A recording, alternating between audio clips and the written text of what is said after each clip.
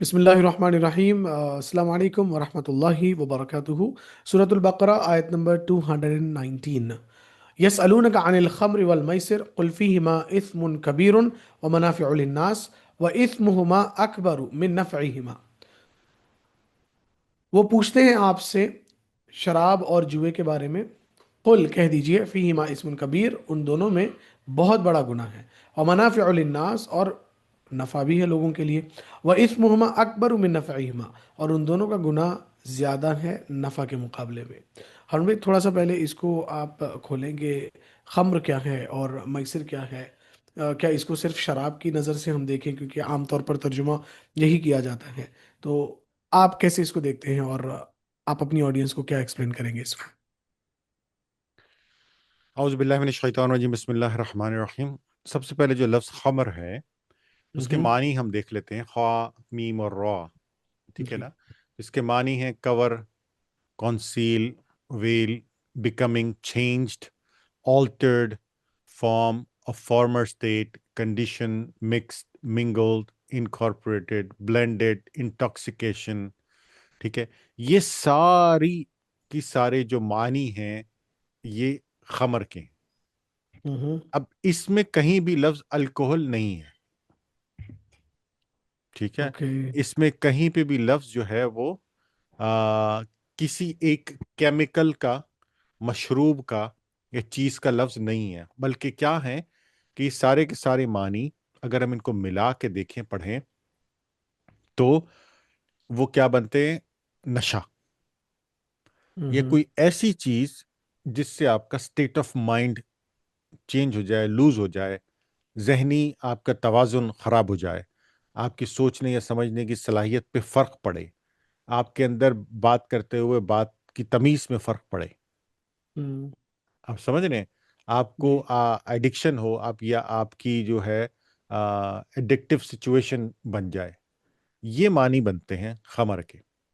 خمر کے ہوں، معنی الکوہل کے نہیں ہے، نہیں ہے اور نہیں ہے، پیریڈ۔ ہوں، خمر کے معنی شراب، یہ کوئی ایسا جوس جس کے اندر جو ہے کیا کہتے ہیں اپنے الکوہل ہو، نہیں ہے۔ ہوں، ہاں، ہوں، خمر کے معنی ایک کسی بھی ایسی چیز کے، وہ کوئی بھی ہو سکتی ہے جس سے آپ کا ذہنی توازن خراب ہوتا ہو، سوچنے سمجھنے کی صلاحیت رکتی ہو، انٹاکسیکیشن ہوتی ہو، آلٹرنس فیل ہوتی ہو، اپنی بات کو بیان کرنے میں اور کسی دوسرے کی بات کو سمجھنے میں تکلیف آتی ہو، جس سے آپ جو ہے وہ اچھے اور برے کی تمیز کرنے میں آپ کا فرق جو ہے وہ ختم ہو جائے، اور آپ اپنے آپ کو اور اپنے رشتہ داروں اور آگے پیچھے کے لوگوں کے درمیان تمیز کرنے میں فرق کو ختم کرتے ہیں۔ یہ ہے خمر کے معنی۔ اب ان معنی کی بنیاد پر یہ پرنسپل ہے، جو بھی چیز پورا اترے گی وہ خمر ہے۔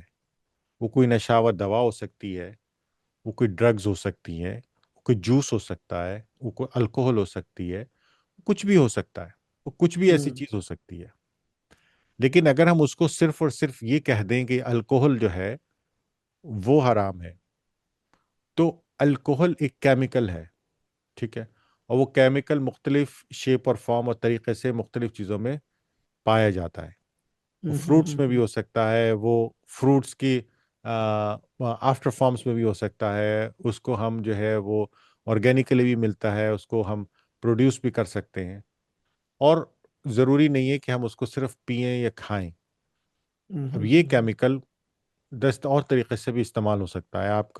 آپ نے دیکھا ہوگا بعض اوقات کہ اس کو آپ کے زخموں کو صاف کرنے کے لیے بھی استعمال کیا جاتا ہے، جی۔ اور مختلف قسم کی دوائیاں بنانے میں یا کھانے پینے کے علاوہ دوسری چیزوں میں استعمال کیا جاتا ہے، پرفیوم میں استعمال کیا جاتا ہے، فار ایگزامپل عام طور پہ ہم اس کا بہت وہ دیتے ہیں۔ اب پرفیوم سے کیا آپ کا دماغ خراب ہو جاتا ہے؟ آپ کو نشہ ہو جاتا ہے؟ آپ اچھے اور برے کی تمیز کرنا چھوڑ دیتے ہیں؟ کیا آپ جو ہے وہ ذہنی توازن آپ کا بگڑ جاتا ہے؟ مجھے آج تک کوئی پرفیوم ایسا سمجھ میں نہیں آیا، دیکھا نہیں میں نے، کہ جیسے جس کو آپ نے لگایا ہو کپڑے پہ اور اس نے یہ سب کاروائی کی ہو۔ ہاں، آپ اگر اس کو ناک میں گھسیڑ لیں گے، آدھی بوتل کو ناک میں خالی کر لیں گے، تو پھر وہ آپ کا اس کو سونگھنا اور پینا برابر ہو جائے گا.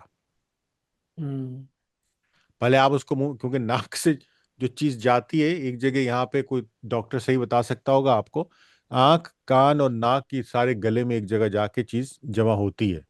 تو اگر آپ کسی چیز کو ناک سے ڈالیں گے، آپ نے دیکھا نہیں کہ آپ ناک سے پانی ڈالیں گے بہت سارا، جی تو وہ منہ سے آپ کے نکل آتا ہے گلے سے.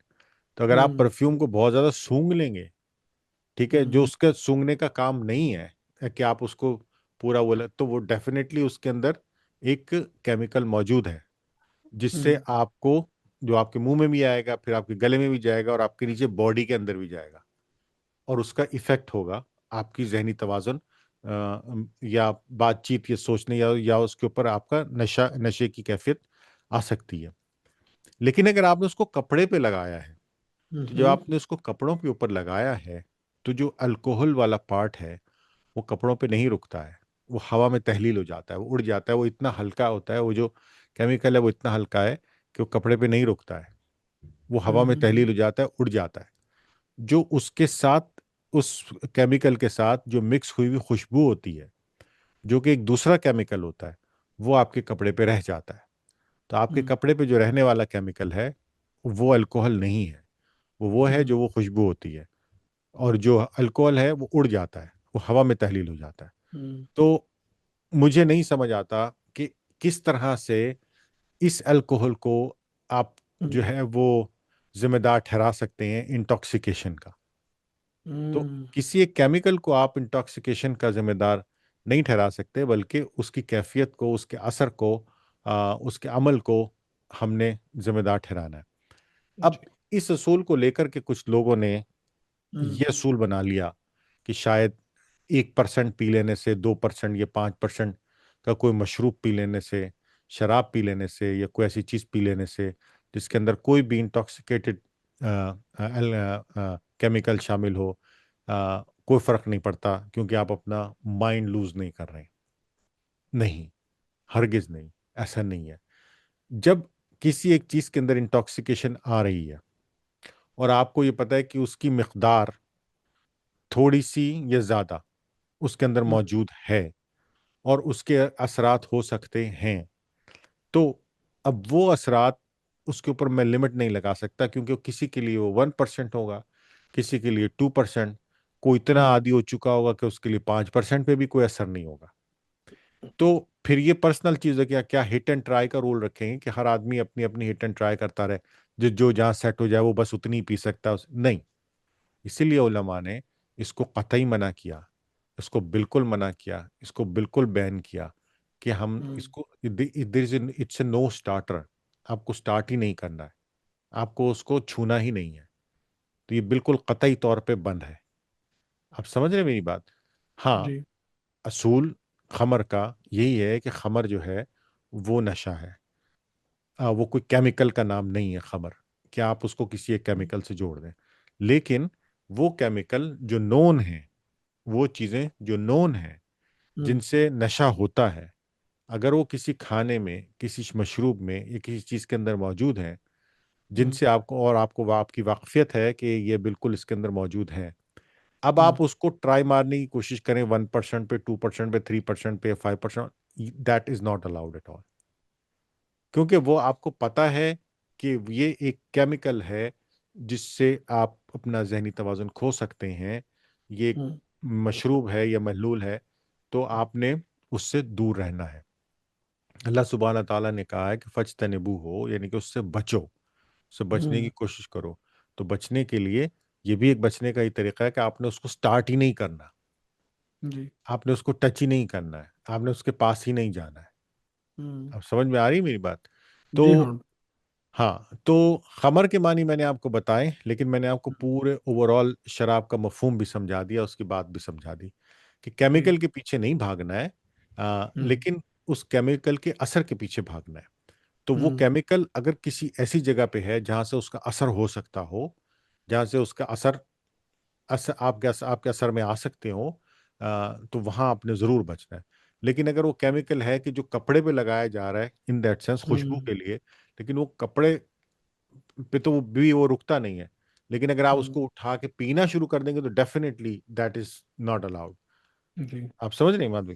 جی ہارون بھائی، جی ہارون بھائی، جزاک اللہ، بہت بہت بیوٹیفلی آپ نے اس کو ایکسپلین کیا۔ ہارون بھائی، کیا اس کو ہم ایسے بھی دیکھ سکتے ہیں، خمر، خمار، پردہ، پردے کے معنی میں جو ہم لیتے، ٹھیک ہوں، ہے، ہر وہ چیز، ہر وہ ڈرگ، ہر وہ ایڈکشن جو ہمارے عقل پہ پردہ ڈال دے، ہاں ہاں، ہماری کانشیسنیس جس میں ہم لوز کر جائے، جس میں ہم اپنا اسٹیٹ آف مائنڈ ہوں اسٹیبل نہ رکھ سکے، تو وہ ہوں، بھی اسی کیٹیگری میں شمار ہوگی۔ بالکل 100%۔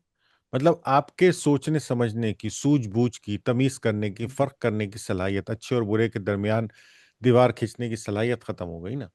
جی۔ آپ کو پتہ ہی نہیں چل رہا کہ آپ اچھا کام کر رہے ہیں یا برا کام کر رہے ہوں ہوں ہیں۔ That is the issue, that is the problem, کہ ہوں شیطان نے ہم کو لگایا کس پہ؟